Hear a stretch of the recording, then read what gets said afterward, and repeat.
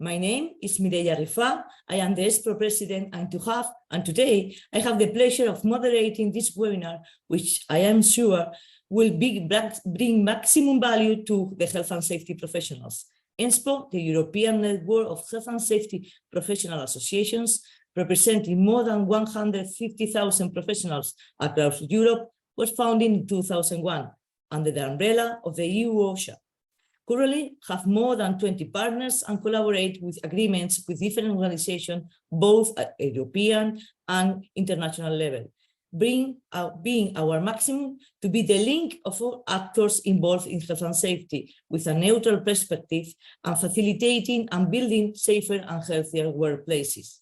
And today we are very proud to host this webinar with an exceptional panel of speakers. On the occasion of the annual World Day for Safety and Health award on the last April 2028, we thought the best way to celebrate it was to talk about another important milestone that took place last June with the resolution adopted by the International Labour Organization, the resolution on the inclusion of a safe and healthy working environment in the framework of the ILO of fundamental principles and rights at work. Our intention is to understand from different angles and actors what this incorporation means for the world of safety and health and how it will influence our future. And without further ado, I will introduce our panelists. First of all, I would like to introduce Mr. Joaquin Pintado Núñez. Hello, Joaquin, Branch Chief Labor Administration, Labor Inspector, and OSH from the ILO, the International Labour Organization. Thank you very much to be here today. Secondly, I would like to introduce Ms. Charlotte Defors Ernaud. Hello, Charlotte. Head of Safety and Health at Work from the DG Employment, Social Affairs and Inclusion from the European Commission. Thank you very much to be here. Then I would like to introduce Mr. Willard Cockburn, Interim Executive Director from the European Agency for Safety and Health at Work. Thank you very much, William. Then I would like to introduce Mr. Owen Tudor, Deputy General Secretary from the International Trade Union Confederation. Welcome, Owen. I know he is there. Thank you very much. Welcome. And I would like to introduce to Mr. Chris DeMister, Health and Safety Representative of International Organization of Employers. Thank you very much, Mr. Chris. Nice. And Mr. Malcolm Staves, the Global VP for Health and Safety from L'Oreal. Thank you very much, Malcolm. Nice to see you. And now I would like to open this roundtable with our first questions, which will be answered by our speakers. The first one, Mr. Joaquin Pintado Núñez, and I would like to ask you, could you introduce to us your organization and its relationship to health and safety? It's your turn. Thank you. Thank you, Mireia. Good afternoon to all. I'm representing the International Labour Organization, which is a specialized agency of the United Nations that deals with labor. And when I say labor, of course, I'm including here as well occupational safety and health. So there are some specificities to the UN that you don't find in other UN, to the ILO that you don't find in other UN agencies, such as the fact that the ILO is a tripartite organization, meaning that we are, well, in our governance structure, we have the representation of governments, most often the ministers of labor, employers organizations and workers organizations. And this is a very important for the DNA of the ILO, as all the standards that I'll be referring to, that we will be referring to later on, namely the new or the newly considered fundamental conventions on occupational safety and health, they are adopted by tripartite constituents, so by the governments, by the employers, and by the workers' organizations, which gives them a high level of legitimacy at national level, as again the most important actors in the world of work were involved on the adoption not only of standards, but also of the most important decisions of this house. The ILO is also a centenary organization. We were born in 1919. We celebrated our centenary a couple of years ago, and we have 187 member states. Again, when it comes to occupational safety and health, This is a core part of what we do. The ILO Constitution already back in 1919 says that the protection of workers against sickness, disease, and injury as a result of work is a constitutional objective of the organization. So we have more than 40 standards, conventions, and recommendations dealing with safety and health at work. We have also numerous codes of practice, guidelines that address either specific sectors or specific hazards. And we also provide assistance to our member states, to improve their national systems for occupational safety and health. This dealing with formulation of national policies, national programs, or strategies, as we tend to call them within the EU. And also providing, direct assistance in terms of capacity building of government officials, workers and employers, and also directly to the workplaces. So we will be speaking about two conventions that are now fundamental, Convention 155 and 187, and I'll have the chance to let you know why are these standards so important nowadays, and also what the ILO is thinking of doing to give practice to the very important resolution that you just mentioned, Mireia, that has elevated a safe and healthy working environment to the category of a fundamental principle and right at work. And I'll also have the chance to explain to you later on what does this mean in practice. Thank you.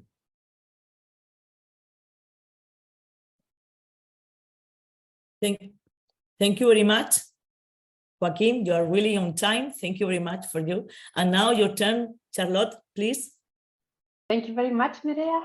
And yes, I prepared a few slides. I don't know if you would like to show them. I can also talk without them. It's really as you wish. Share if you want, please. Okay, let me see if I can do that. So I can do it for you, don't worry. Oh, okay, perfect.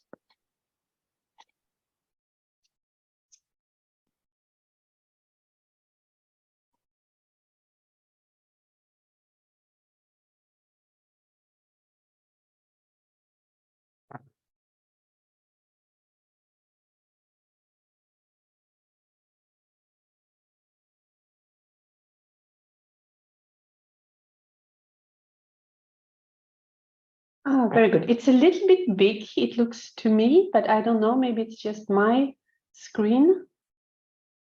It's like you can see a part of them, but not. Is it possible to make them a little bit smaller?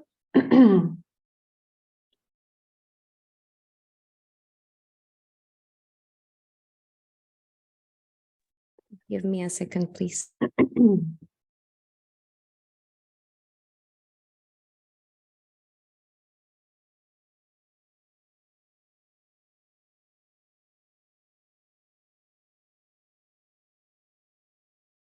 Is that okay for you? It's working now? It's still a little bit too big, I think.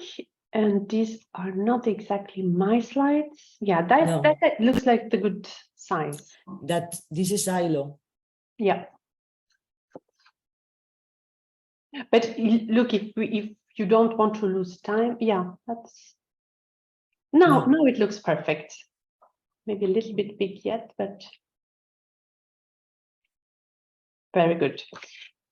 I think this is fine if you keep it like that. So I will take you through quite quickly the tasks and the mission of the European Commission in the area of health and safety at work. More specifically, the units that I am dealing with. So Unit C2, Health and Safety at Work in EU OSHA. So if you please can add the next slide. We are one unit within the Directorate on Working Condition and Social Dialogue, which in itself is part of the Directorate General Employment, Social Affairs and Inclusion of the European Commission. We are based in Luxembourg and we are 26 colleagues here with very different backgrounds, all dealing with health and safety at work. The mission statement we have is to define and implement actions for the improvement of the working environment to protect workers' safety and health. And with that, contributing to the reduction of work accidents and work-related ill health and occupational diseases, and also to harmonize in the area of health and safety minimum requirements in the EU. And we also have the contacts with the Agency on Health and Safety at Work, William, who is here and who will also talk. So we are interacting with them a lot in this area. If we look at more concretely at what we do, is that we are preparing and presenting, negotiating EU action in terms of programs, policy, and strategic documents, as well as proposals for legislation in order to better protect workers across the EU. We work through two main committees, so the Advisory Committee on Safety and Health at Work and the Senior Labour Inspectors Committee. I will say a few words about them a bit later on. We also ensure the correct transposition of the guidelines and also the directives in this area. And as I said, we manage and we have the contacts with the Agency for Health and Safety at Work in Bilbao. Then the work is also about ensuring and promoting health and safety in third countries in relation also then with Joachim and his colleagues in the ILO, but also WHO and the OECD. And as well as contributing to development of research activities in the field of occupational health and safety. And as I said, managing the secretariat of these two committees mentioned previously. So if we look at what we have at the EU level in terms of legislation, we have quite a lot of directives. They are based on this Article 153 of the treaties. And in accordance with this article, the EU can support and complement activities of member states. So it means that we have a shared competence from the EU level. We can do up to a certain limit, and then member states, they can always go further in order to better protect workers' health and safety. And to do this, we can indeed adopt directives with minimum requirements. This has indeed happened, and this is the case. We have a very large body of directives. The most important one, I'm sure you already know very well, is the Framework Directive from '89, and then over 24 individual directives in many different areas. So some are very specific to specific tasks like fishing or extractive industry, construction. Others are linked to specific agents like biological agents, asbestos, physical agents like noise. Then we have a category of workers, for example, the pregnant workers, young workers, workers with fixed duration, and also the cross-cutting issues like PPE, work equipment, display screen equipment, etc. So in the next slide, you have this quite impressive overview with the links. So it could be useful maybe afterwards if you would like to share them in case you would want to look at them more in the details. Now, just very quickly, a word on this committee I was mentioning, the Advisory Committee on Safety and Health at Work. It's a very important committee for us. It was set up by a council decision in 2003. It is composed of member states, governments, trade unions, and employees' organizations representatives. And they work in this tripartite setting. You heard Joachim was also mentioning this for the ILO. I think it's very specific for OSH. It's very important that we have this tripartite angle when we take forward proposals for directives and other actions. Please, next slide. At this committee, they are working in smaller groups and also then in plenary to assist the Commission to prepare evaluations and implementations in the field of OSH. And the unit that I am in charge of is providing secretariat assistance to this committee. The other committee, which is also very important in our work, is the Senior Labour Inspectors Committee. This is a very specialized committee, which was set up in '82, and it's done since '95 through a Commission decision. And the mandate is to give its opinion on all matters related to enforcement by the member states of EU legislation in health and safety at work. We can take the next slide. So it counts 27 national labour inspectorates. We have members and also alternate members. They are meeting in plenary twice a year, and the secretariat is indeed held by the European Commission. And they are also functioning in terms of working groups, providing very, very important and useful input through thematic days, campaigns, exchanges, and different seminars. So next slide, please.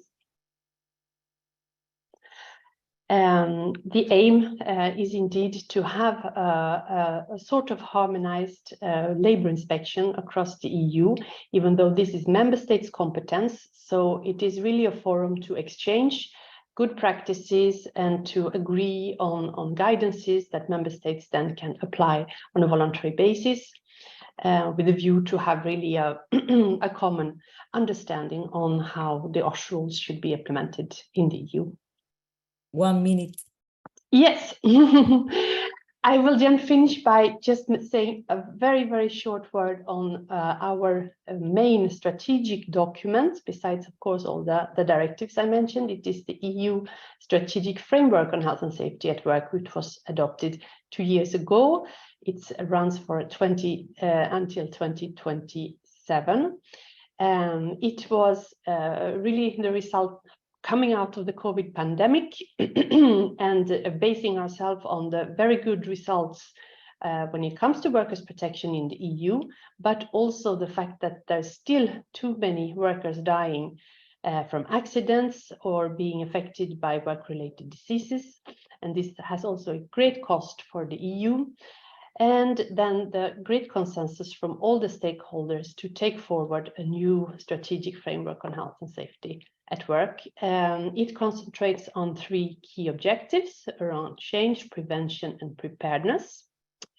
And when coming to change, we are looking, for example, into how to better ensure OSH in the green and digital transition by modernizing and simplifying the EU OSH rules. Also focusing on psychosocial and ergonomic risks, and looking also at mental health at work. In the frame of the preparedness, we are working with the Vision Zero approach and also updating the EU rules in relation to hazardous chemicals, and together with the agency addressing occupational circular diseases. Also in the frame of ensuring workplaces for all. And as the third point on preparedness, checking how we can better be prepared for a next pandemic or another crisis in terms of OSH, and ensure OSH standards and for seasonal and migrant workers, and also doing the update of the Commission recommendation on occupational diseases to include COVID-19. This is being implemented by the help of a strong social dialogue, strengthened evidence-based funding, improved enforcement of EU legislation, and awareness raising. And yes, thank you very much. It was a bit longer than foreseen, but I hope it was interesting. Thank you. Thank you very much. Thank you very much, Charlotte. It was really interesting. Yes, because I think that for the audience, maybe the unit coming from the DG Employment and Social Affairs is the less known. So thank you very much for the explanation. Yes, the time was a little bit out, but I think it was so good. And now I would like to introduce William. Thank you very much. Good afternoon, Mireia. Good afternoon, everybody. It's a real pleasure to be here with you today and to tell you a little bit about EU OSHA. I hope you are already familiar with the agency, but just to say in a few words, we're nearly 30 years old. The council decision setting up the agency was taken in 1994, and from 1996 the agency started working here in Bilbao. It was given quite an ambitious mandate, vision, or mission, and that was to provide the technical, scientific, practical information that would serve the use of all actors in occupational safety and health, and also to raise awareness on occupational safety and health. With that quite ambitious mission in mind, we are one of the smaller agencies. So we're 65 staff here at EU OSHA, of which we have about 15 who are specialists covering the different areas of occupational safety and health. So compared to some of the other agencies, we've got quite limited resources, but we really deliver and punch above our weight, I think, thanks to the partnerships that we have and leveraging those partnerships. And one of those, of course, is with you, with the practitioners. And we're very impressed with what you've achieved since 2002, and we're very proud to have been involved in the setup of ENSPO. So really well done from our side. But partnership for us also means how our whole agency is governed and how we work day to day. So we have representatives from the 27 EU member states in our board, representing the governments, the unions, and the employers, as well, of course, as the European Commission, which, as Charlotte mentioned, we work very, very closely with and in great harmony, I think I can say. But at national level, in each of the member states, our regulation ask the member states to nominate a national focal point. That's normally the Occupational Safety and Health Institute or the Labour Inspectorate, and for them to set up a network at national level. So again, that's another level at which we're reaching out and leveraging partnerships through the 27 EU member states. The work of the agency, then, I mentioned the mission, but I think it's best to understand it as based on three broad pillars. The first one is to support evidence-based policy making through the research. So we have a number of surveys that we run in order to gather data that's comparable across the member states. Maybe one of the most interesting for you, and I hope you're familiar with it already, is ESSENA, where we're asking the person responsible for occupational safety and health in the workplace about how they manage health and safety day to day. What are the motivations? What are the obstacles? How do they manage psychosocial risks? How do they manage more traditional risks? And how do they involve workers in the management of occupational safety and health? And we're going to run the 4th edition of that survey next year. So we're already able to carry out a time series analysis. We're going to publish this year results of an important new survey looking at cancer risk factors. This is a survey directed at workers, asking them about their day-to-day tasks to estimate their exposure to cancer risk. We've done smaller scale surveys as well, asking about the post-COVID situation, again directed at workers, and a very particular one in collaboration with the Senior Labour Inspectors Committee, asking inspectors about their day-to-day practice. So we do a lot of data gathering. We analyze that data through our qualitative activities, which we call OSHA overviews, and then, of course, disseminate that through our network. The second main pillar is building preventive capacity at the workplace level, and we do that through the provision of guidance, online guides, traditional guides, and tools, online tools, in particular the online interactive risk assessment tool, which is really going from strength to strength. And then the third pillar is about fostering a prevention culture through our awareness raising campaigns. We like to say these are the biggest campaigns in the world on OSH. I'm sure many of you have been involved in the previous campaign on musculoskeletal disorders, and hopefully you're looking forward to the next campaign that we will launch in the second half this year on digitalization. So please keep an eye out for that. So in a nutshell, that's a picture of EU OSHA and how health and safety, of course, is a key component of our work. It is our mission. Thank you. Thank you very much, William. We really much appreciate, that, the support and the collaboration with the agency for us is one of the most important things. So thank you very much for everything. And now I would like to give the room to Mr. Owen Tudor. Nice to see you. Hi, thanks very much, Mireia, and thank you very much for inviting me. I should say I'm speaking on behalf of the International Trade Union Confederation, of which I'm the Deputy General Secretary, but also speaking on behalf of the European Trade Union Confederation, the organisation of trade unions at European level. The International Trade Union Confederation has 200 million members in national trade union centres in 164 countries and territories around the world.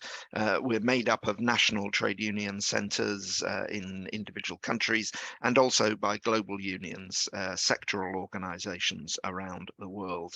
And we represent people at work, whether they're employed or self-employed, whether they're in the informal sector or the formal sector, women and men, young and old.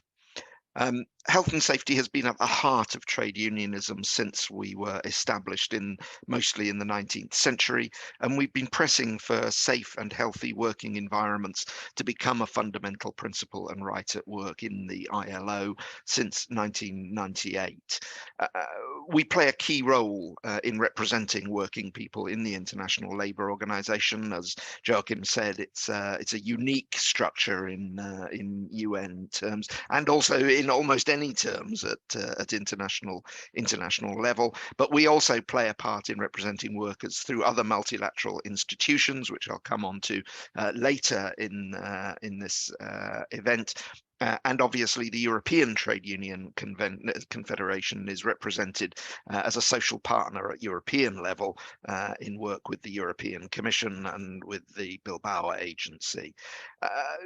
We, as a trade union movement, just to give you an idea of some of our activities over the years, since we're doing this event in part because of Workers' Memorial Day on last Friday, on the 28th of April, it was our members who created the International Workers' Memorial Day, originally in Canada in 1984. So we're coming up for the 40th anniversary because our members are at one and the same time potential victims, and we want to keep them safe and healthy, but also potential preventers, like safety professionals in a way. We have safety representatives at workplaces all the way up to members of national tripartite health and safety commissions. I was a member of the British Health and Safety Commission on behalf of the British trade union movement in the late 90s and early noughties. We work in partnership with safety and health professionals around the world, again, from the workplace level to the very top of global health and safety, who and safety professionals, in a sense, like our safety representatives, bridge the gap between ordinary workers and employers. We believe, and I will come on to this later on, but I want to finish on this. We believe that consulting workers and trade unions helps manage the risks that work brings. I'll say more about that later, but I want you to think of us as people who aren't just representing the potential victims, but people who can actually solve the problems. And we know that organized, unionized workplaces are safer than ones which don't have trade unions. Thanks very much.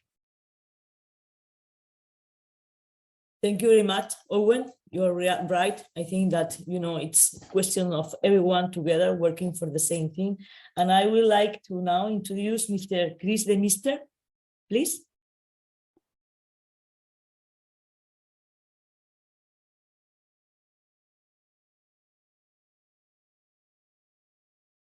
You are mute.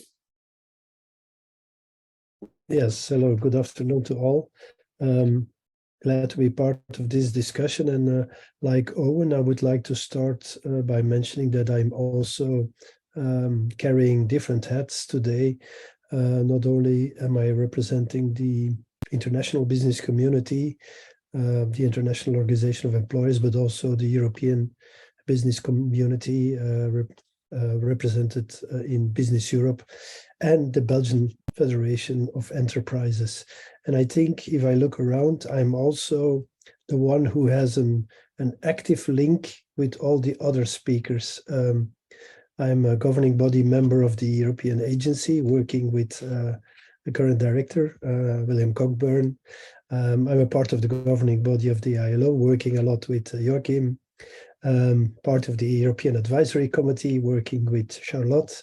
Owen, of course, as social partners, we are bound to work together. And through the membership, I think I also represent Malcolm Staves. So I can be the catalyzer, maybe, this conversation today. No, I would like to kick off by saying that for us as a business community, we absolutely value the importance of a preventative culture at the enterprise level. We really are seeking for more leverage. We are trying to create capacity building among our members, from federations to the individual enterprise level, including the smallest businesses, to convince them, to make them truly see that safe and sound working conditions, a healthy and safe working environment are essential for sustainable businesses. If you want an engaged workforce, you need to make sure that the environment in which they work is healthy and safe. If you want to deliver quality products and services, a healthy and safe working environment is also essential to come to that desired outcome. People, profit, planet, that's where it all comes together. And that is why we support very much the recent evolution by lifting a healthy and safe working environment into the framework of fundamental principles and rights at work. Not because the fact that you can then have a discussion what is fundamental, what is essential, but because it creates a window of opportunity, it creates leverage, it creates attention, awareness raising to all levels throughout the world. And that is the moment that we look, because only when you get their attention, you can pass on the messages towards employers. And the fact that you're organizing this event today is, again, a proof that we need this kind of leverage to reach out to the enormously big audience. And of course, if you come from the worker side, the audience is even bigger in numbers, because then we're talking about billions of workers. But also from the business point of view, we are talking about millions and millions of enterprises. And certainly when we talk about the micro and small enterprises, the numbers are huge. They are not also, when we talk about businesses today, a lot of them will no longer be there tomorrow. There is creation of new enterprises every day. So we need to engage with all those new businesses also on a daily basis. The work is never finished. And as I said, for us, this is a great opportunity, a window of opportunity to pass on that message in collaboration, of course, with all the other actors involved that are today part of this panel. Thank you very much, Chris. Yes, I get with you, your opinion about the smaller crises and that the work never is finished. So you are right. We have, to collaborate all together. We are all part of this, and we have to be there. Thank you very much for your contribution. And now I would like to introduce Malcolm Staves. He is from the L'Oreal Global VP Health and Safety. So he is, the representative of professionals on the field. Thank you very much, Malcolm. Thank you very much, and it's a real pleasure to be here. Firstly, I just want to wish and hope that all your family and colleagues and everybody are all safe and well out there. For those that don't know, L'Oreal as an organization is 110 years old. We have around about 85,000 employees globally, but of course our temporary workers plus the supply chain extends far beyond that. We're known, some of our brands that you may know of are like Armani, Lancome, Yves Saint Laurent, Vichy, Valentino, CeraVe, and Kiehl's. We have about 35 what we call iconic major global brands. We're represented in about 140 countries worldwide. So, from our point of view, health and safety and well-being is really in the center of everything that we do. It's in the heart of everything that we do. And we value life no matter whether it's an employee or a contractor or worker in wherever they are in the world at the same level. And what we do in order to achieve that is we globalize our approach to health, safety, and well-being. We're not perfect. This is as I said before, this is a continuous journey. There is always no finishing line when it comes to health and safety. But what we do, for example, we take the European ATEX regulations and Seveso, and we apply them worldwide. So, for example, a site that may be located in South America, that if it was located in Europe would say come under the Seveso requirements, or even the ATEX requirements, then we apply those rules to them across the board without any exception. And with, for example, for fire protection, we apply the American standard NFPA globally, so that it's sort of our minimal standard. Obviously, we're always respecting the local legislative requirements, which can vary depending on where you are in the world. But NFPA sets our standard for fire protection. We do the same with other programs, like internally, we've set a program called LIFE, which is basically our high-risk management program. LIFE is an acronym for life-changing injury or fatality event, whereby we're extremely top-down in these kind of areas and make no excuses for that. There is consultations required, but once we decide that this is the rule, doesn't matter where in the world they have to apply that rule, because behind it is somebody's life potentially. As a company as well, we've recently, back in about 2017, started to export our culture, export our knowledge, our savoir-faire into our families, into other organizations, and into local communities under the umbrella of a program called Safe at Work, Safe at Home. As a company as well, we animate networking within other multinational global organizations as well. We have about 35 different organizations within our networks whereby we share. When it comes to health and safety, there is no competition for us. And if we can help save one life somewhere in the world, then it's worth doing. So this group of multinational organizations share what they do on health and safety with each other to try and improve what's doing. And that includes our supply chain, what we do within our supply chains, as well as what we do within our particular organizations. Recently, within the health and safety domain, which I think is quite interesting, we've started to work much more and push the needle, the conversation on diversity and inclusion. Some of you may be aware that over the last year, we've partnered with ROSPA, the Royal Society for the Prevention of Accidents. We've partnered with NIBOSH.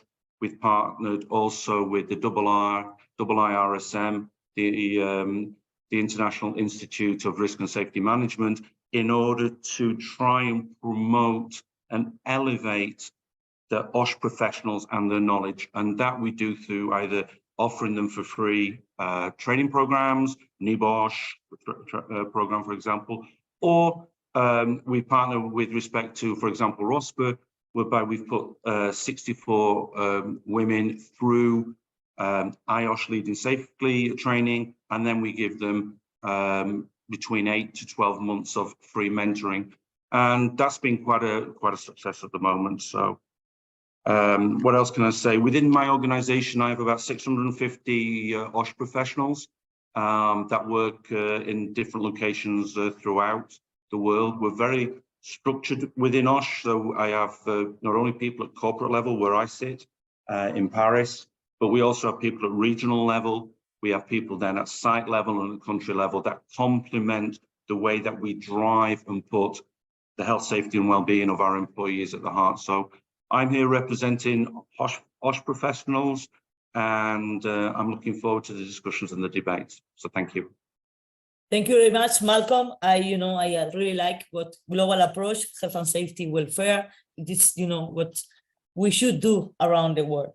And now I would like to go through the second question. Thank you very much for all the panelists for answer, and explain to us what are their organization doing or about health and safety. But we keep in mind that we are here to learn more about the inclusion, the resolution coming from the ILO to include, health and working environments in the framework of the ILO of fundamental principle and right at work. So I would like, yes, Joaquin, to go through you, and I would like to to explain to us, to our audience, what means for, of course, for the ILO, what means for the ILO to have included that inside of the principle of right of work.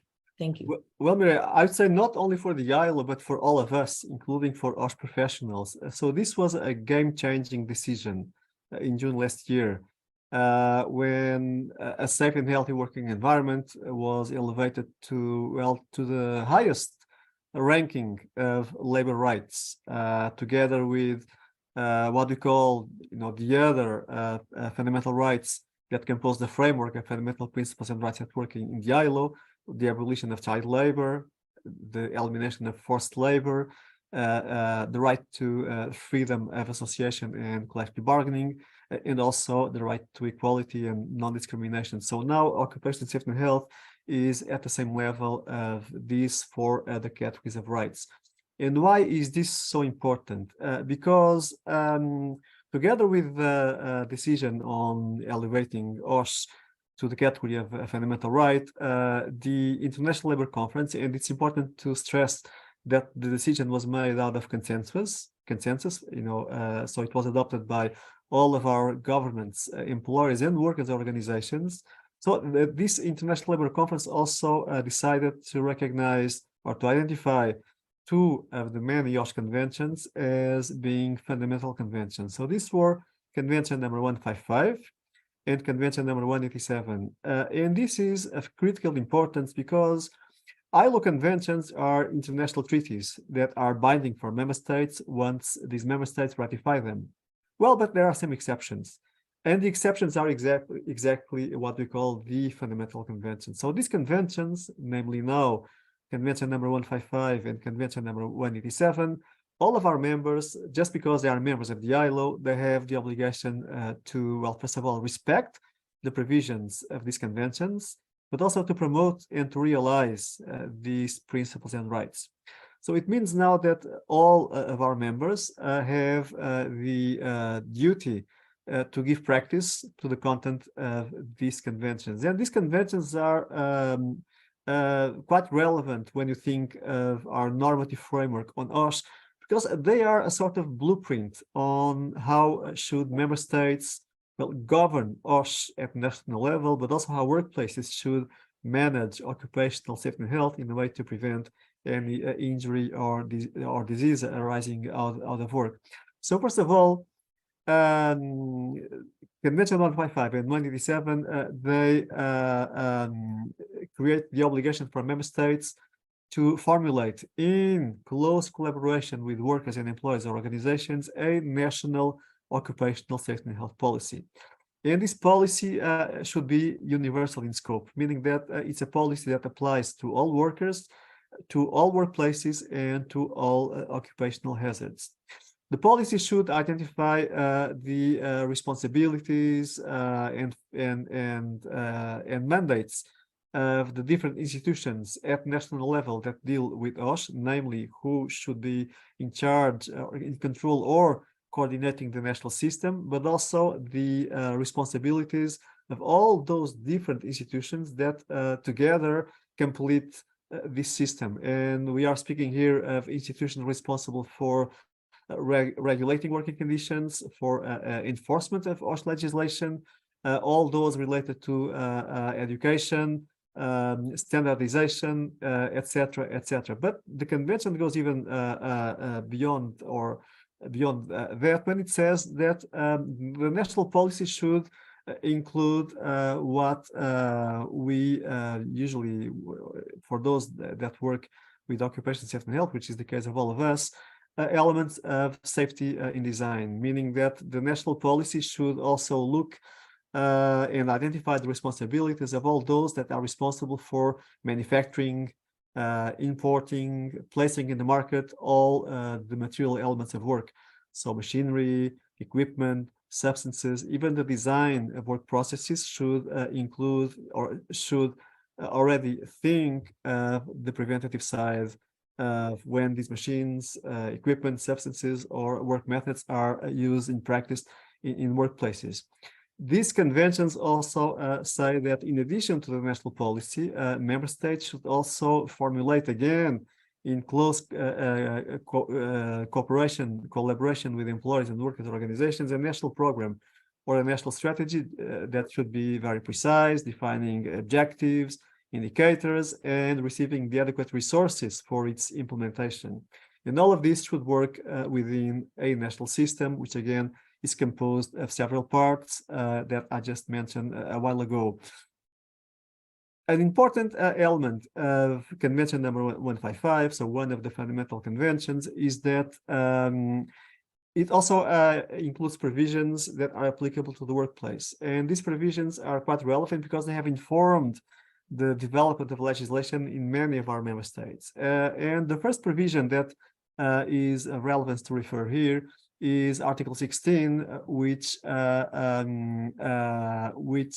includes what you call the outcome obligation of employers. So the obligation of any employer in the private or in public sector to ensure that all work is safe and without uncontrolled risks to the health of workers as far as reasonably practicable.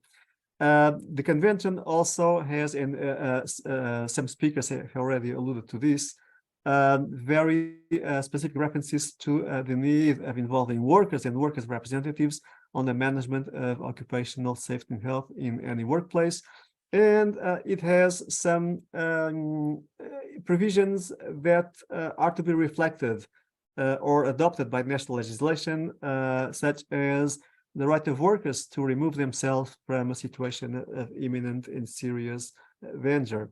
So this is why, because these two standards provide then this blueprint for member states on how to govern OSH at national level and how to manage safety and health at work at workplace level. This is why they are so important. And again, all of our members have now this obligation to respect, promote, and realize these rights. But there's more than this. And I have prepared a slide that I hope I'll be able to share with you in the next seconds. And please let me know if you are able to see it.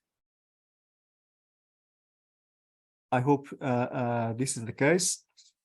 So in addition to this new obligation for ILO member states, there is also an obligation now to report to the ILO on, well, progress made in the implementation of these conventions. Well, we have two different forms of reporting, or different types of reporting. The one for those member states that have ratified both the conventions, they will have, well, an accelerated cycle of reporting. So they'll have to report more often to the ILO on how they are implementing the provisions of Convention number 155 and number 187. For those member states that did not ratify both the conventions, they will also have to start reporting to the ILO starting next year on efforts being made to progressively implement, well, to progressively respect, promote, and realize this new fundamental principle and right at work. And there is an element that is important to refer here to, is that these reports are to be consulted with the employers and the workers' organizations. These reports are then assessed by, well, an independent body in the ILO that can provide recommendations, and in extremis can even bring ILO member states to the International Labour Conference to explain why hasn't the country adopted such or such measure, so that the country would be in line, would be in compliance with the provisions of conventions, especially the conventions that they have ratified, but also now that OSH is a fundamental principle and right at work, the progress being made in practice by those member states that have not ratified the conventions will also be very closely followed by the office. And again, this is also an element of pressure that we hope that will motivate member states, including in the EU, that didn't have the chance yet to ratify these two conventions, to move forward in terms of ratification.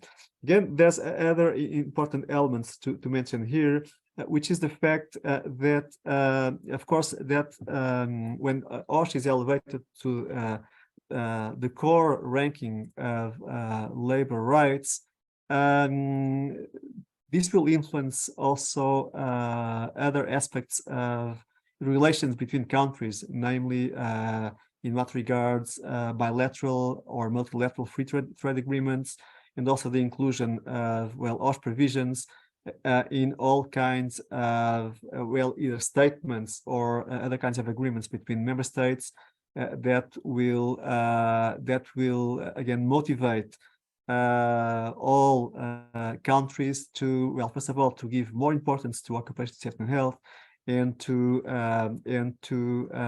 give practice to the provisions of the conventions. I saw you just appear there on screen. Just to finish with one further reference, so that the audience out there understands the relevance of this decision.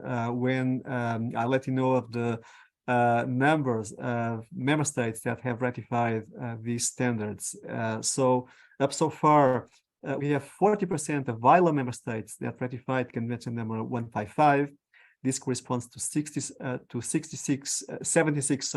ratifications, and we have 32% of ILO member states that ratified Convention number 187, corresponding to 60 ratifications. So you see that the fact now that all of our 187 member states have this new obligation to respect, to promote, and realize, this is a major difference that will have real implications for the work of all of us, including for the work of OSH professionals. Thanks.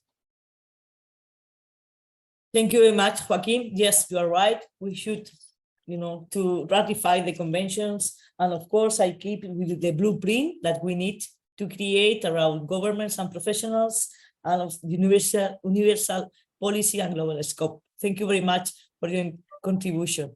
And now I would like to go through Charlotte. Thank you very much, Charlotte. What means we are a little bit way on a hurry, because I would like ask to everyone. So I would like to, if we can meet on the 4 minutes but I would like, what means for the European Commission that, there is a new, the health and safety is a new principle, fundamental right and principle at work.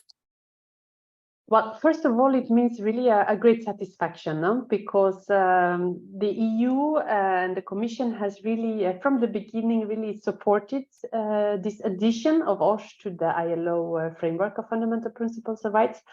And if I'm not mistaken, it's already started in 2017 when EU was raising awareness and also participating in these discussions.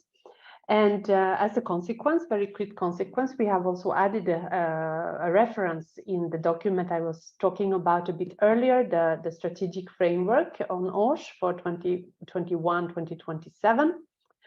And I would like again maybe to underline the excellent cooperation with the ILO office and the very intense negotiations that were there, and also the contributions from the EU and the member states, which really ended up with this successfully inclusion of a safe and healthy working environment among the ILO fundamental principles and rights at work. So actually, in the current EU strategic framework, a particular attention is devoted to international occupational health and safety issues, especially in terms of preparedness and response in the context of the post-COVID-19 pandemic. So I think with this, it's clear that safe and healthy working conditions are not a luxury. They are really fundamental to decent work. And from the European Commission side, we are continuing the collaboration with the International Labour Organization in the protection and promoting also mental health at work. Thank you very much. Thank you very much, Charlotte. Yes, you are right. The mental health at work is a new issue that we have to tackle, everyone from the other sector. And now I would like to give the turn to William, please. Thank you. Thank you, Mireia. Yeah, and for this interesting question, I see it as having two main aspects from our perspective. Now, what does it actually mean, of itself, this decision, and how does it help us at EU OSHA in our work? To answer the first question, I would say, recognizing occupational safety and health, or the right to safe and healthy working conditions as a basic right, is fully aligned with the European position, where you have the EU Charter of Fundamental Rights, the Social Charter, the Treaty on the Functioning of the EU, and also the principles of the European Pillar of Social Rights, which all are aligned and stress the rights of workers to safe and healthy and decent working conditions. But I think what the meaning of this is of this decision, the ILO, is that it actually goes beyond occupational safety and health, and it addresses a need to speak beyond the occupational safety and health community. I don't think it's specific to our area, but we're very good at speaking to our own bubble, to our own world. And what we really do need to do is get the message out beyond the world of occupational safety and health, even beyond employment and social affairs. And as Charlotte mentioned in her presentation, the costs to society of work-related injuries and ill health are absolutely massive. The estimate we're using at EU level is at least 3.3% equivalent of GDP. Some national estimates put it as high as 8%. It all depends on how you measure it and what different elements you measure it. But by any scale, it's absolutely enormous. And yet we don't see that reflected in national general policy discussions, where occupational safety and health is often seen as quite a technical issue. And that happens also at enterprise level. Our survey that I mentioned, Essener, shows that, for example, the management of psychosocial risks is very often seen as something for human resource departments, not especially relevant for occupational safety and health responsibles. So we've really got some work to do. And I think this declaration is a really useful lever. Having said that, I think it's important also to focus on improving how these aspects are measured. So, we've got in Europe, we've got the social scoreboard, which tracks progress on the European pillar. At international level, we've got the Sustainable Development Goals. The Sustainable Development Goals indicator focuses on fatal accident rates and non-fatal accident rates, and completely ignores the biggest burden, which are coming from work-related diseases and ill health. And the social scoreboard is focusing on other aspects like employment rates and salary levels. So really, we do need to be measuring progress. And I think maybe this declaration is an opportunity to improve the indicators.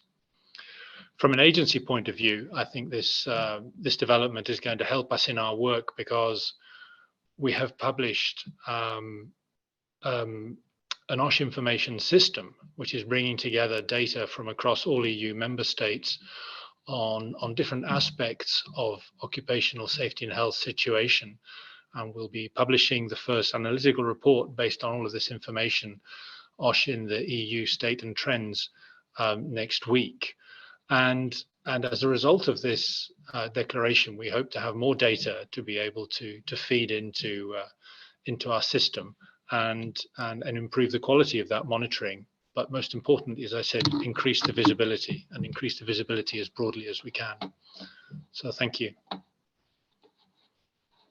Thank you very much, William. Yes, you're right. We need indication, measure, and we are exciting the publication next week. We will be attend. So everyone keep the eye on the EU OSHA website. Thank you very much. And now I would like to invite Owen Tudor. Thank you. Thanks very much. I mean, I'm going to talk a bit about things that affect institutions and processes, but I want to make sure that we keep in mind, as I think William just ended on slightly, the fact that the key question is, what difference will this make to the millions of people who die as a result of their work, whether through occupational diseases, as he says, 2/3 of the death toll, or accidents and injuries, and the tens of millions who suffer injury and ill health as a result of their workforce. That's where this change has got to make the major difference. But it is a huge change in institutional terms and in terms of regulation around the world. This is, as Joachim was saying, the first change in a quarter of a century to the fundamental principles and rights of work set down by the International Labour Organization. That means it's a really big issue for governments about ratifying conventions, not just the core conventions. There are lots of other health and safety conventions. I would identify in particular Convention 161, which covers occupational health services, and Convention 190 about gender-based violence at the workplace. But not just ratify them, obviously, but implement them as well. And that will take a lot of work, but will make an enormous amount of difference if it's done right and not just in a tick box way. And that must involve workers, it must involve employers, it must involve health and safety professionals. The second thing, and I've got three, I think there are three major differences it makes. The second way it makes a major difference is actually beyond the health and safety world per se. I think this should have a huge potential impact on trading, on procurement, on investment, on supply chains, globally and involved in individual countries. We're working through the G20, the G7, the international financial institutions such as the IMF and the World Bank, but also the regional development banks, including those in Europe, through the World Trade Organization, the World Health Organization, and so on. In those other areas, this ought to make an enormous difference to the way decisions are made about all of those issues. And the third way in which I think this makes an enormous difference to people is that it's a major boost for organizing at the workplace, and it's a major opportunity for trade unions, not just to improve the way we represent our members, to improve the things, improve the work we do on representing our members on health and safety. Obviously, we do an enormous amount already, but we will now be able, empowered to do an awful lot more. But it's also a vital way of influencing the way workers are consulted. Firstly, to make sure they are consulted about what goes on in terms of their health and safety at work. It means that there will be a major change to the right to refuse dangerous work that's set out in Convention 155, provision of training, provision of occupational health and safety services, substitution of dangerous products, protective equipment, and so on. So we want this to be the game changer that Joachim talked about. It's the spur. People like Joachim and I and other people on this call, Chris on this call, spent an enormous amount of time getting us to the stage where this change has happened. But there is a lot more work to do in implementing this change and seeing it run through the decision-making systems around the world, from workplace to the UN. Thanks. Thank you very much, Owen. Yes, you're right. We have, after ratify, we have the implementation of the conventions. And now, Chris, thank you very much. Your room. Yes, thank you, Mireia. Now, the importance or the impact of this decision. Now, first of all, but I think Joachim clearly explained it, Owen confirmed it. Basically, this decision, the decision itself concerns, in the first place, member states.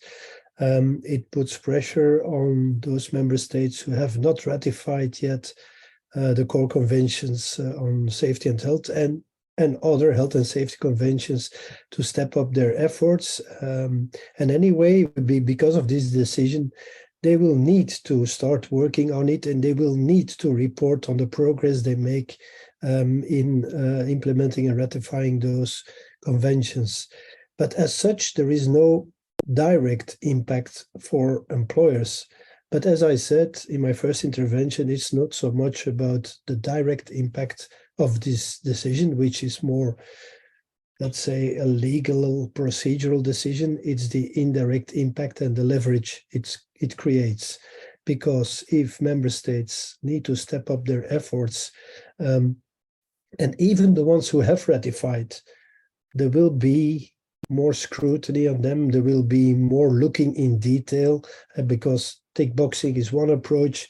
The other one is not just tick boxing, but making fine that on paper everything looks pretty well, but in practice there is still a gap to bridge. So also those member states who have ratified, but certainly those who are still on track in the ratification process, will feel the pressure and will need to, and that is where the importance lies for me, they will need to start building in the first place this Convention 187, the promotional framework. They will need to start to create a national infrastructure, national system, national programs. In the European level, we call it national strategies. And that means also not just doing it themselves as a member states, as governments and governments representatives, but by including the social partners, by including the other actors in the field, the occupational safety and health services, the occupational safety and health professionals, the occupational safety and health academics, by involving all actors in building this strategy, in developing those programs, in defining and implementing the actions.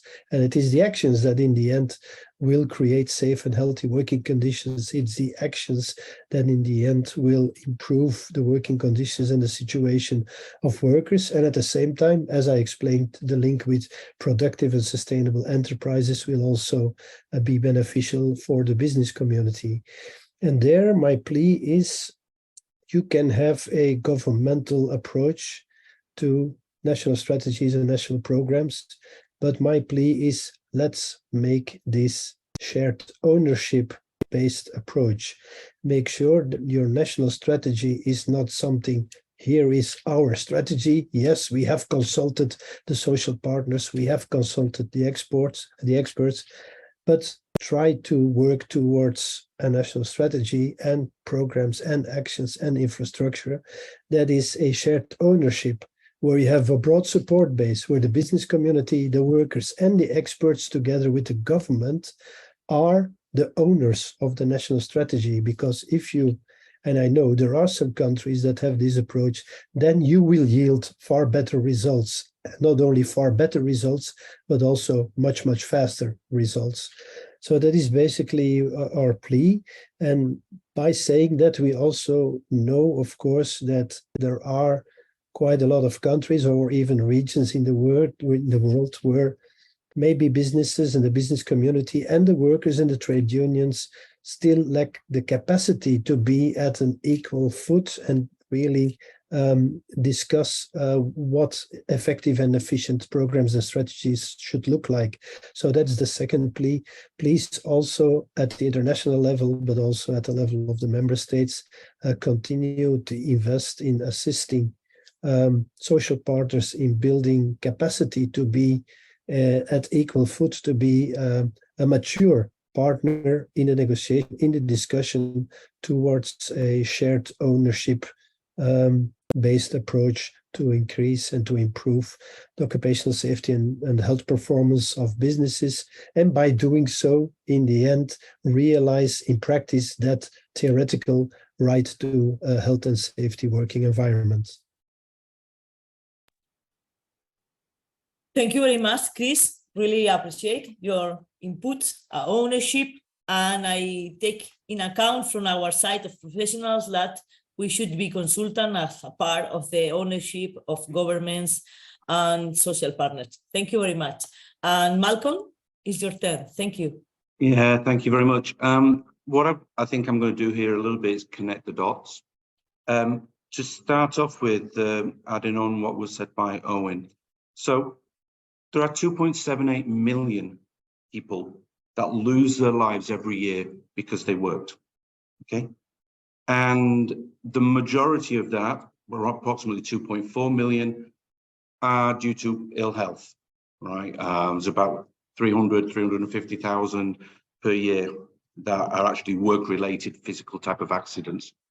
But that doesn't include the burden of things like mental health and some other aspects that I've forgotten about. When we looked at the C155 and C187, that's been quoted several times, they've been around since 1998. The take-up of the member countries, member states, I think they're around about 185, is 20%. So it's obviously not enough just to have the declaration. The declaration is a game changer without a doubt. It's putting health and safety where it should have been from the start. I mean, I always personally struggled that we could have all these other principles and rights at work, yet the right not to go home in a coffin was never one of them. And so I applaud the fact that it is now, and as do all my colleagues that I network with. But I think beyond that, we have to realize the limitations of what maybe governments and other organizations can actually do on their own. And I think that's where companies, large multinational organizations like L'Oreal and other companies come in, whereby we can make a difference. We can make a difference because we can set the standards no matter where we work in the world in order to protect our employees. We can also influence our supply chain, which is very, very important. And I think what the declaration does for us is allow us to say this is a fundamental principle and right signed off by the ILO, and we as companies are going to do something about it. We're not going to wait for countries or governments to put the frameworks that are necessary in place, and they need to do that. They need to do that. But we as a profession can have an enormous impact if we try and do it right. In December last year, L'Oreal hosted in London a People's Sustainability event, whereby talking about occupational health and safety as a fundamental right and as a principle at work was actually discussed, and we're in the process of producing a group of us a thought leadership paper on it. I mean, it's vital, but as I said before, it is absolutely not enough. And I do think, like William said, there is going to be a knock-on effect with respect to the SDGs, with respect to other stakeholders. Because if you look at the area of what a lot of people talk about, ESG, environment, social and governance, which is a little bit the framework of evaluating or putting, I'm going to say, environmental sustainability in organizations, looking at the framework, is the occupational health and safety part within the S is quite minor. And I'm hoping that the SDGs will improve and start looking at what makes good health and safety, what gives us confidence that we're actually going to be putting something that is going to be protecting lives, not only today, but also in the future, and making the profession as such future fit. You know, the world is changing, as was said before, and I think we have to work outside our bubbles. Our profession is known for working inside its bubble, but we can't do this alone. We need to collaborate with unions, with workers, with HR, with social workers, psychologists and psychiatrists, because we have to understand people. But going back to, let's not forget that the impact of these declarations on their own by the ILO, though good, do not get the penetration necessarily that they deserve, through whatever reasons in particular countries. So I still think there's work to do, but this is definitely a game changer. So thank you. Thank you very much, Malcolm. You are right. It's nothing more to do, but it's right. And now we only have 15 minutes and we are going to be so quickly. And I would like to ask to all the panelists if you are able to answer in 2 minutes, what is the future now? Please, Joaquin. Yes, so I couldn't agree more with what was just said by Malcolm. So yes, you know, this resolution is just a start of a long journey. What we need is a global committed voice to advocate for the realization of these new rights. So of course we cannot stay here. Just very quickly as well. So when we look into the realities of our countries, member states, including in Europe, we see, for example, that, and we mentioned this last Friday when we organized the World Day campaign event, on the 28th of April, that only 47% of our member states have currently a national preventative policy, and it's even lower when it comes to national strategies. So we have 34% of member states that have adopted and are implementing a national strategy. So you can see that we are far from good. For example, also other recent studies we conducted show us that in industrialized countries, less than 50% of workplaces are covered by occupational health services. So there is much work to do. I think I don't have time to share the other slide I had prepared, but just to say that from the ILO's perspective, so it's now time to engage with all of you on a new global strategy for occupational safety and health. This strategy, our governing body has adopted the guiding principles and the main pillars now in March, a couple of weeks ago. And basically what the strategy asks us is to focus on three main things. Well, first of all, to work with governments, workers and employers, so that these instruments that are identified by Convention 155 and C187 in terms of the national preventative policy, the national strategy for OSH, and the different elements of the system, that there is necessary action and investment so that this really happens in practice in all member states. Also, that we need to mainstream OSH into other relevant policy areas related to industrialization, social and economic development, but also all the areas, all the policies covering the other fundamental rights at work, child labor, forced labor, of course, freedom of association, equality, etc. We cannot forget all that has to do with the environment that was just mentioned here. And I do agree that when you look into the different environmental and social frameworks that we see out there, OSH tends to be the, let's say, the poor relative there. So we need to change that. And then finally, the strategy also calls for joint collective action of all the actors that have a role to play in promoting OSH at international and national level, and also to focus on what is happening in workplaces, so that all of them have an adequate system to manage, the different hazards that they're exposed to, and also always in close collaboration between employers and workers. You can read. I'm going to put a link to the paper that was adopted by the governing body in March this year, so you can have further information on this. Just to finish, the strategy will be hopefully adopted by our governing body in November this year, and we need you all to work with us to give practice to the elements of this new global approach to occupational safety and health. Thank you. Thank you very much, Joaquin. As professionals, we are so happy and excited to collaborate, because we know it's an advantage to be the new principle and right at work, but it's a hard way that for sure will we get all together. Thank you very much. And Charlotte, please, in 2 minutes, what means for the European Commission the future? Well, I think from our side, we see it now very much also as work in progress, because the member states of the EU, they will now have to analyze the practical implementation and implications of the inclusion of OSH into the ILO framework of fundamental principles and rights at work. And so the two conventions that we talked about, 155 and 187, as they are now recognized as the fundamental conventions. As we see it, they are fully complementary, and they reflect many relevant principles and duties, and also rights for ensuring safe and healthy work environment. So as they contain provisions of general scope covering all the branches of activities and all workers, regardless of the type of risk, they serve as the basis for the health and safety measures provided also in other OSH instruments. So in order to fully meet the requirements of these two conventions, member states now need to take into account also all the provisions and the full body of the OSH instruments that I was talking about earlier, the directives, the strategic framework.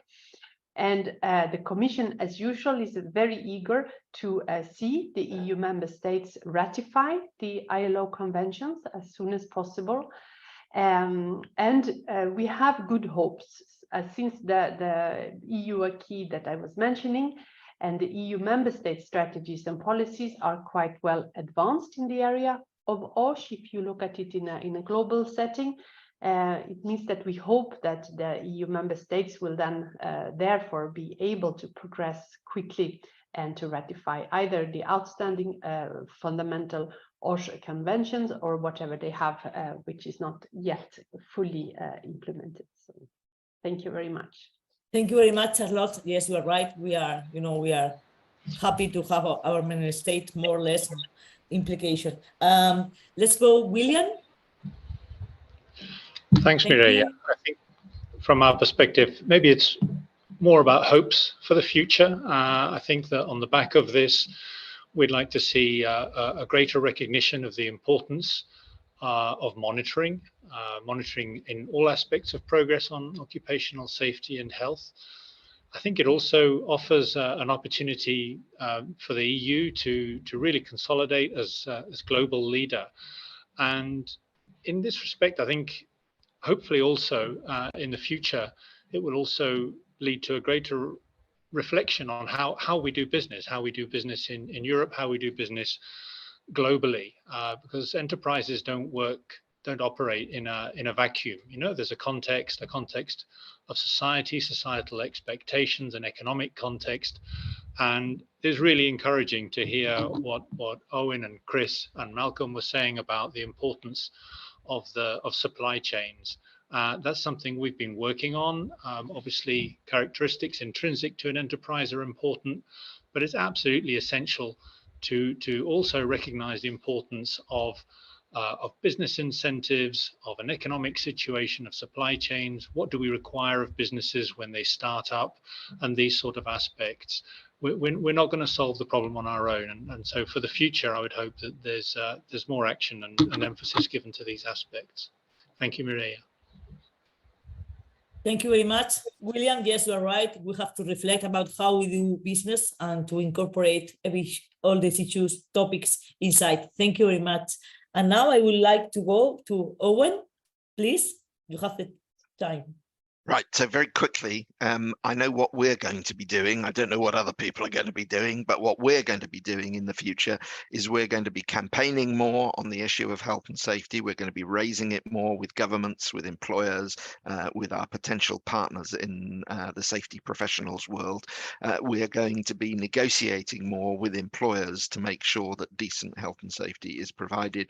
We're going to be lobbying multilateral institutions more, and we're going to be training our workers and our activists to be more effective in arguing the case for the implementation of good health and safety practices.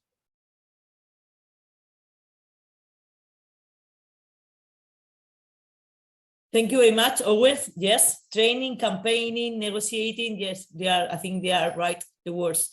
And now, Chris, your turn. Thank you. Yeah.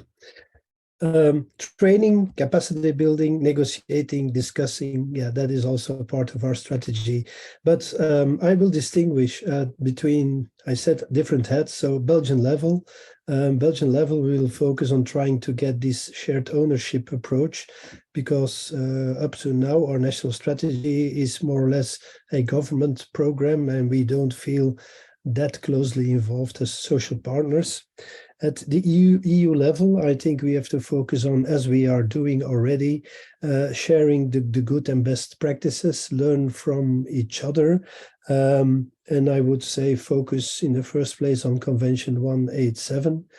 I'm not so sure we really have to pursue ratification per se of 155, because we know that some EU member states, for very, very good reasons, are not ratifying 155 because some of its provisions are less efficient as what we have in national law, and some of the 155 provisions are even contradictory to what we are doing, for example, in Belgium on accident reporting. So let's look a bit beyond the legal aspects there and focus on implementing the principles.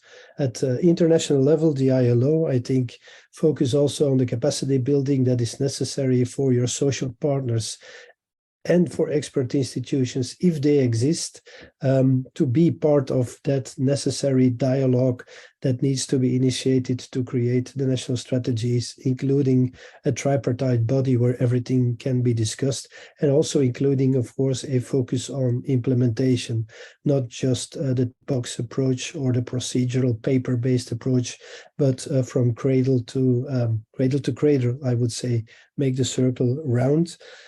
Also at international level, we as a business community will have two approaches.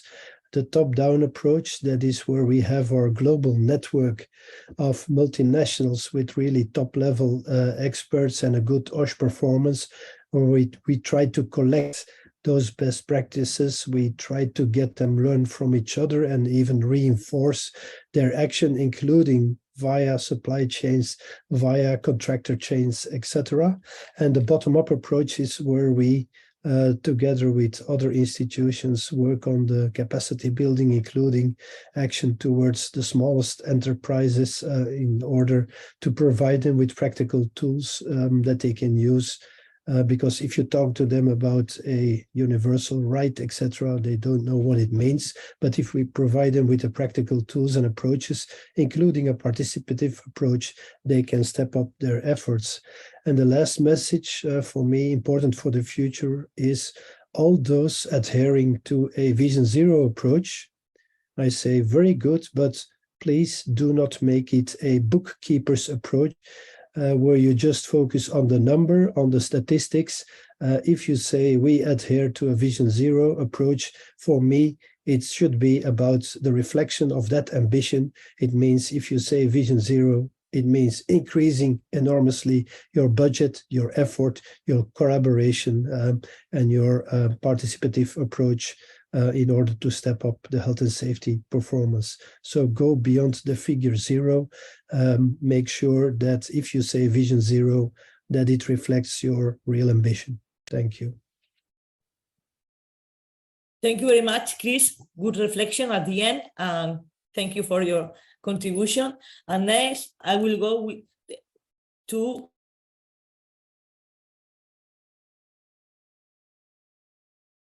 I think that's me, even though I didn't hear my name. For me, it's all about collaboration and working on priorities, identifying the areas of focus, like has already been mentioned by a number of people. And let's not forget, I'm going to go back, right? While we've had this 1.5 hour session together, 470 people have lost their lives because they worked somewhere in the world. So maybe what we need to do is focus on those areas whereby we can get best return for our time investment. You know, is it Europe? You know, are the death rates so high in Europe that we need to focus on Europe? Or is it in another country or another continent? The other thing, like was done with the environment many, many years ago, there was an organization created called the World Business Council for Sustainable Development, which brought businesses together because they act faster and get things done than governments.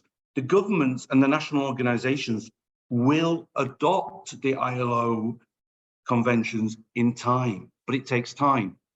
Organizations with OSH professionals coming together can make a big difference and can make a difference now. And if we can just save one life because we came together and worked together, then it's all worth it. And I would say to everybody that was here on this panel, we should all be working together. We should all be looking at how can we make a difference, not necessarily always getting stuck in the convention, or we're not sure about this ratification and that bit, but how can we make a difference? How can we literally get out there and start saving lives, but together as a team, working all on the same page? And I think that has to be the future. Thank you. Sorry, Malcolm, I was mute while I was saying your name, but I introduced yourself. Thank you. Okay. You know, we have only one life, will be profitable for all the efforts we are doing. And now I would like to finalize only 30 seconds. Thank you very much to be here. Thank you, Joaquin. Thank you, Charlotte. Thank you, William. Thank you, Owen. Thank you, Chris, and thank you, Malcolm. It really has been a very big pleasure to have you here. I have learned a lot. I have learned that we are working together, all together, and that we have a long pathway to to work on it. Thank you very much, and I hope to see you soon again. Thank you. Take Bye. care, everybody. Bye-bye. Stay safe. Bye.